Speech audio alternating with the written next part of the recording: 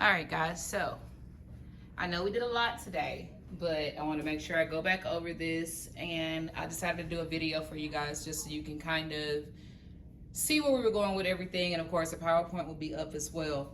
But this way you can probably go back and take some notes. All right, so anyway, we're talking about photosynthesis, which we know is an anabolic process that uses inorganic substances to actually create sugars, which are in the form of carbohydrates, which can then be, the simple sugars can combine to make more complex sugars that actually going to be made. Now, the typical equation for this is what we look at, the net equation is where we have water. And so 6 water molecules combined with 6 carbon dioxide molecules. And the end result will be the release of 6 oxygens and our model sugar, glucose. Now this is a redox reaction, and a redox reaction is one where one thing is being oxidized where something else is being reduced. And if you remember, we talked about oil rig, where oxidation is a loss of electrons, where a reduction is a gain of electrons. So you think of oil rig, O-I-L, oxidation is loss, and rig, R-I-G, reduction is gain.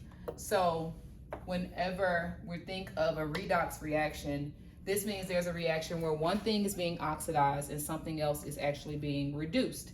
So if we look at this equation, we can tell that the carbon dioxide ultimately ends up becoming a part of the sugar.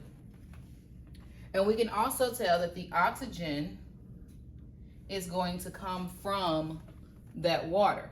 So, and this is oversimplifying it, but to try to give you an idea of how you can figure out what's being oxidized and what's being reduced, let's look at the elements. Because remember, an atom of an element contains protons, neutrons, and electrons. So if I'm trying to figure out what's going on with the electrons, then I can look at what the element's doing, because if I lose an atom, at most of the times I'm actually losing the electrons as well, unless I'm forming an ion, totally different thing.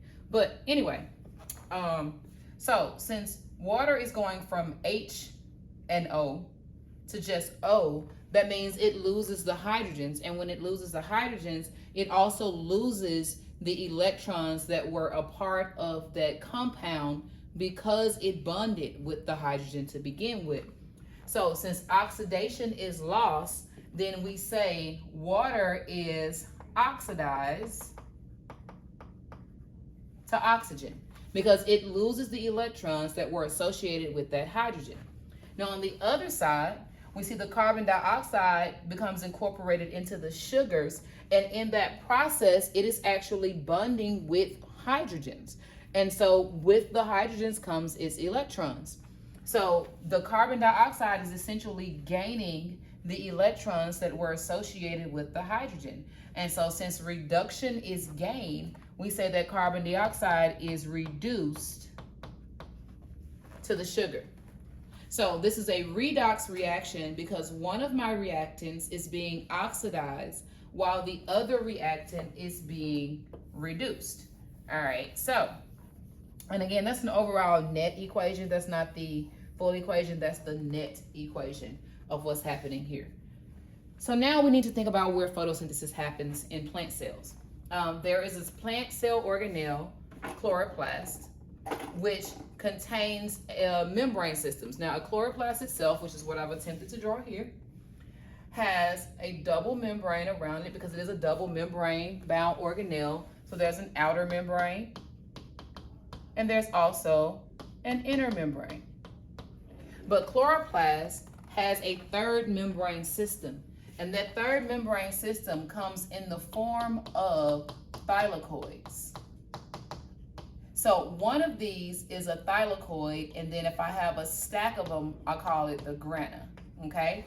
So the thylakoid itself is an actual, like a membrane sac, and that membrane has proteins that are embedded in it. Because remember, a membrane, these are bilayers of phospholipids, right? So this is a phospholipid bilayer. just like you would find around the cell, and it has proteins embedded in it. So the thylakoid's membranes have special proteins embedded in them, and those special proteins are called photosystems. So the two are photosystem 2, let me do that, and photosystem 1. Now these photosystems are named for when they were discovered, not for how they react. Photosystem 1 was discovered first, but photosystem 2 is the first photosystem to react during the light-dependent reaction. So when we go back to the structure of the chloroplast, these thylakoids are going to be the site of a light-dependent reaction. Photosynthesis happens in two reactions. There's light-dependent and there's a light-independent reaction known as the Kelvin cycle. So the light-dependent reaction actually occurs in the thylakoids. The light-dependent reaction is called light-dependent because it is dependent upon the energy from light to be powered. So the energy that powers the first reaction comes from light, but one of the byproducts, well, not a byproduct, one of the intermediate products of the light-dependent reaction is ATP. And the ATP that is produced during the light-dependent reaction powers the second reaction, which is why we call it light-independent. The light-independent reaction is also known as the Kelvin cycle. So this reaction does not require energy from light to actually work. The energy that powers this reaction comes in the form of the ATP that was produced in the light-dependent reaction. When we think about the space in this, so we have these thylakoids that are throughout the chloroplast, but there's also this dense fluid-like substance. That dense fluid-like substance is called the stroma. And that's where the Kelvin cycle happens. So the light-dependent reaction happens in the thylakoids. The light-independent reaction, or the Kelvin cycle, happens in the stroma. So we're going to talk about specifically what's happening with the light-dependent reaction. And remember, the energy that powers the light-dependent reaction comes from the sun, but the energy that powers the light-independent reaction is going to be the energy that is produced by ATP that was made in the light-dependent reaction. All right, so I didn't realize it was gonna do that right there. You hurt me big. All right, so anyway, let's take a closer look at one thylakoid. So this is what I have here. So this is my thylakoid. This is my thylakoid membrane. In here is the thylakoid space, okay? So this is the membrane, and there's special proteins that are actually embedded in this membrane. So the first one we've already talked about, and that is your photosystem 2. Here we have photosystem 1, and this guy right here is your ATP synthase. This is ATP synthase. Now, photosystem 2 is going to react first, so we're going to look at photosystem 2 first. So here I kind of have a bigger picture of one of the photosystems. The photosystem actually has two parts in it, okay? It has a light harvesting complex, and it also has a reaction center. So this part is the reaction center, and the reaction center is surrounded by light harvesting complexes. Now, the light harvesting complexes actually have chlorophylls and carotenoids in it. There's two types of chlorophyll. You have chlorophyll A and you have chlorophyll B. So chlorophyll A's are your main type of chlorophylls, and chlorophyll is just a pigment molecule. Pigment molecules are molecules that are able to absorb energy from light. Chlorophyll itself does not absorb green light. It doesn't absorb the wavelength of light that produces green light on the visible spectrum. And so that's why plants appear green. because the green light is not being absorbed by the pigment molecules that's a part of this light harvesting complex. Instead, they're being refracted back or they're being passed through. So when you see color, you're seeing the wavelengths of light that whatever you're looking at is not actually absorbing. So when light energy is absorbed by a pigment molecule that's inside of the reaction center, that energy is essentially passed from molecule to molecule until it reaches the reaction center of that photosystem. Now the reaction center itself also has parts. So it has this part that contains the special chlorophylls. These are chlorophyll A's, and these are the special pair of chlorophylls that will be used in this process to kind of drive what's happening. And then you also have this little guy right here, which is a part of the reaction center. And this is what we call a primary electron acceptor. So it's a primary electron acceptor. Now, the reaction centers in photosystem 2 and photosystem 1 have different names. So the reaction center in photosystem 2 is called P680. So this guy right here in photosystem 2 would be P680. P680 is extremely important because P680 is the strongest oxidizer on Earth that we know of. And P680 is instrumental in this process because P680 is one oxidizer that is able to actually strip hydrogen of its electrons.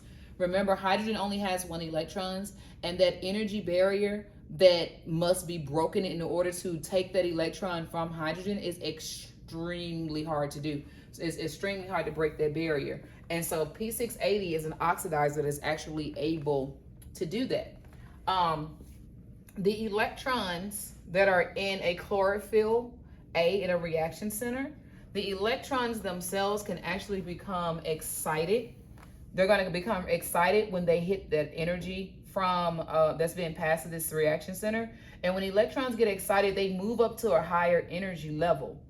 And so those electrons, as they move up, are going to be accepted by what's called a primary electron acceptor. So the primary electron acceptor also has a name.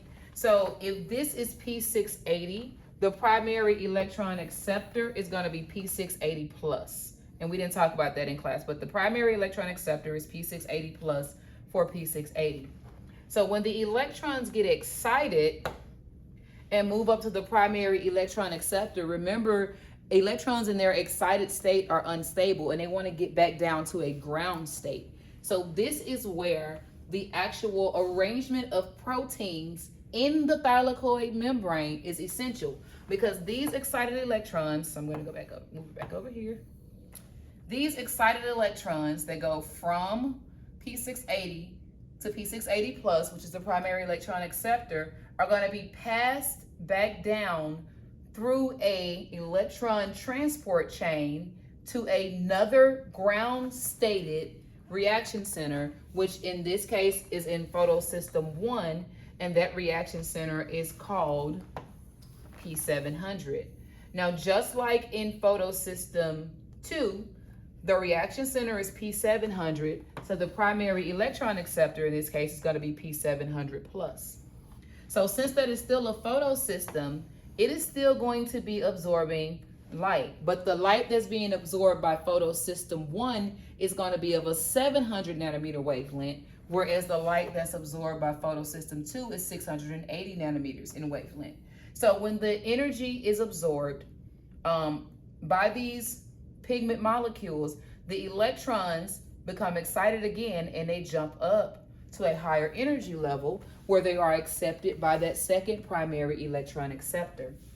Now, this primary electron acceptor will then pass these electrons through an electron transport chain, but this time the initial protein that accepts it in the primary electron chain is one that's called ferredoxin. Ferredoxin.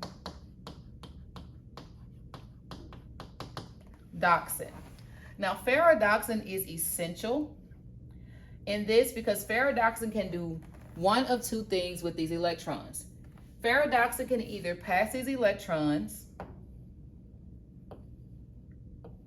to NADP plus reductase, which is what it normally does. When it does this, this is called the linear flow, which is most common. Or ferredoxin can pass these electrons back into the electron transport chain. If it drops the electrons back in the electron transport chain, they're going to come back down and then go back around. And so it happens all over again. When ferredoxin drops the electrons back into the electron transport chain, this is called the cyclic flow. All right. So if the electrons go back this way, it's cyclic. If the electrons continue here, this is linear. Most of the time it's going to do linear. It can switch and do the cyclic flow, and the reason it would do that is when there's more ATP needed for the second reaction, which we'll talk about in a second. So, but let's continue with the linear flow. So these electrons, as they're passed to NADP plus reductase, this is an enzyme, ends in ACE, and it says reductase, so that should tell you that it's going to be instrumental in the reduction of something. And what it is going to reduce is NADP plus, I need to erase some of that. That's fine. So it's going to reduce NADP plus, and it'll also reduce hydrogen ions, which we refer to as protons. So now let's talk about where these hydrogen ions, aka protons, are actually coming from. So we need to go back to the beginning of what's happening here with reaction center 2. Remember, we talked about how the electrons were here. They became excited, so they moved up from P680 to P680 plus to plastoquinone to the cytochrome complex to plastocyanin to P700 to P700 plus to ferredoxin to NADP plus reductase. Well, when this happens, this guy is missing the 2 electrons. Now, we know that one of the reactants of photosynthesis is water, and water is instrumental in the first reaction. So the reactant that is instrumental in the first reactant is water, and the byproduct that is produced is oxygen. So where's the water? So as water is coming in, remember we talked about how P680 is so strong that it is able to strip the electrons from hydrogen. Remember, water is a polar molecule, and it's polar because its electrons are more attracted to the oxygen molecule than they actually are the hydrogens themselves. But oxygen is not strong enough. It's not a strong enough oxidizer to completely steal the electrons from hydrogen, but P680 actually is. So the P680 is able to steal those electrons. When it steals the electrons, that means that water and hydrogen the oxygen and hydrogen are no longer bonded together. So the oxygen is released. So you have half of an O2 molecule. Of course, this is happening with multiple water molecules, so they'll bond with other O2 molecules and be released as atmospheric oxygen, ultimately from the actual cell. And the hydrogens, though, are left as hydrogen ions. Hydrogen ions, which we call protons. Now, these hydrogen ions are going to build up because every time water is split to replace the electrons, because this is going to continue to happen. So when these electrons move, another water is split. So that means I get another hydrogen ion and another hydrogen ion and another hydrogen ion.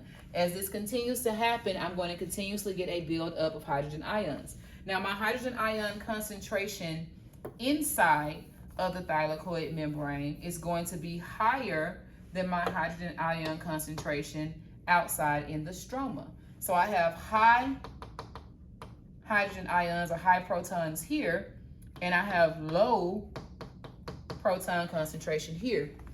That creates what's called a proton gradient. Okay, proton, not protein. So that creates a proton gradient. And so what do we know about the natural tendency of things? They move from an area of high concentration to an area of low concentration. So as these hydrogen ions move from an area of high concentration of low concentration, so they move from the inside of the thylakoid space out into the stroma, they have to do that by going through an enzyme that is called ATP synthase. Why? Because the membrane is semi-permeable and it does not allow ions to freely cross. Ions require help. They need a facilitator. So through facilitated transport, these ions are able to cross through ATP synthase into the stroma. Now, as these ions cross, this thing actually spins. Like, it's crazy because I have to show you a video of that, but it actually spins, and the spinning generates energy. That energy is used to drive the endergonic reaction of adenosine diphosphate and inorganic phosphate bonding together to make ATP. These ATP molecules will accumulate in the stroma. The ATP molecules are going to be accumulating in the stroma. So every time these hydrogens are crossing through the thylakoid membrane, through ATP synthase, it's helping to produce a molecule of ATP. This is what we mean by a proton gradient. So the splitting of water creates a proton gradient that ultimately leads to the production of ATP. So remember these hydrogen ions? So these hydrogen ions, along with the electrons, NADP+, are all going to use the enzyme NADP+ reductase to produce a molecule of NADPH.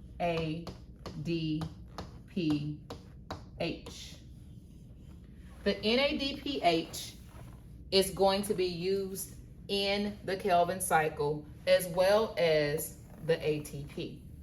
Should be one ATP.